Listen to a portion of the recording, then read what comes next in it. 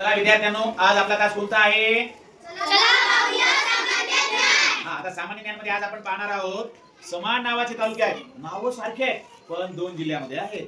नाव सारखे पण त्यांचे कुठे कुठे आहेत ते दोन जिल्ह्यामध्ये आहेत. आता जसं आपल्या गावामध्ये समजा मंगेश नावाचे 2-3 मुलं असतात, तसं आपल्या महाराष्ट्रामध्ये काही तालुके आहेत की त्यांचं नाव सारखंच आहे पण जिल्हा वेगळा आहे. चला, खेड तालुका कोणत्या कोणत्या जिल्ह्यामध्ये आहे सांग बरं बेटा. पुणे आणि रत्नागिरीमध्ये आहे. वा, काय आता तुला दुसरा तालुका विचारतो. कर्जत तालुका, रायगड आणि अहिल्यानगर. वा, व्हेरी. तिसरा तालुका कळंब तालुका, यवतमाळ, धाराशिव.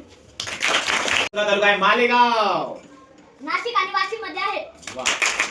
बघा, आपल्या परिसरामध्ये नांदगाव गाव आहे पण नांदगाव नावाचा तालुका पण आहे. कोणत्या कोणत्या जिल्ह्यात येतात त्या? नाशिक आणि अमरावती. वा. आपल्या इथं आहे ना, आपल्या बाजूला एक जिल्हा आहे परभणी नावाचा. कोणता? परभणी नावाचा जिल्हा आहे. तर त्याच्यामध्ये एक तालुका आहे.